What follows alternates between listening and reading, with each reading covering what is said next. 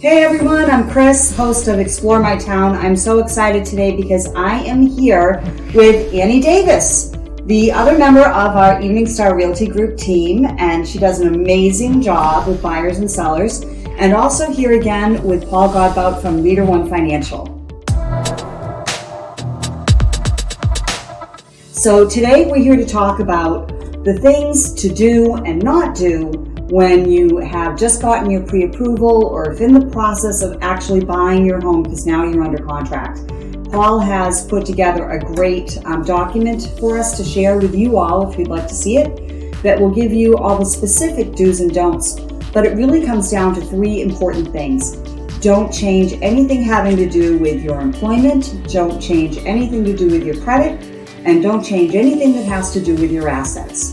So Paul, when talking about different scenarios that might affect the lending process, getting to the closing table, say my client is thinking about changing jobs before we get to closing, what would you have to say about that? Well, that's a great question, Annie. I would say number one, don't change jobs if at all costs during the loan process, because you want to re-verify your employment, how much money you make, the potential longevity of that job. So we're not sure if you're going to stay there, and make sure definitely don't switch careers. That would be the number one. Okay, so that was a good one, Paul. What's another one of the big don'ts when you're in the mortgage process?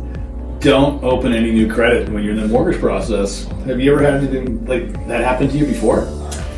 Yeah, the guy that pulled up in the brand new truck and didn't realize that would change his qualification. You remember that one, Paul? Yes, it's not a good idea. Not a good idea. Went from $275,000 house down to $125,000 mortgage if you qualify for. Right. Oops. Right, because think about it this way. If you're going to buy every $100,000 you borrow for a mortgage, that's only going to cost you approximately $500 a month. So if you go out and buy a new truck and the average car payment right now is about $600 a month, that just limited your affordability to how much house you can afford by over $100,000 for a $600 a month payment. So don't do it. And another thing is we will re-verify before closing, about 10 days before closing, if you have taken any more debt out. So if you have, or you had more credit pulls, we have to figure out what the credit pull was for, what you bought.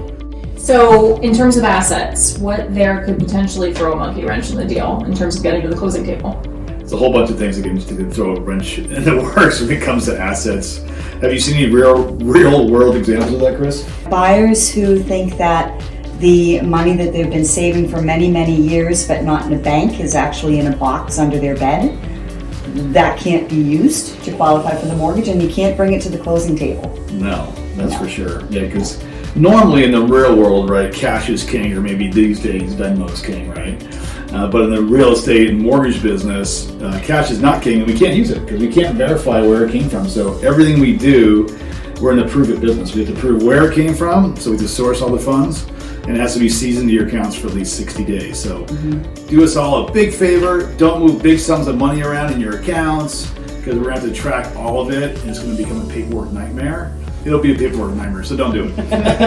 No major withdrawals. Right? Yes, no big withdrawals. Yeah, the withdrawals aren't as important, but that's still important. But biggest thing is the deposits. So if you'd like to know what the do's and don'ts are, we have a handy little flyer that we'll be happy to send to you. Just send us a DM on Facebook, and we'll get it right out to you. And if you're in the buying or selling mode of real estate, then definitely want to reach out to Paul, because he's going to help you and be the best guide for your lending.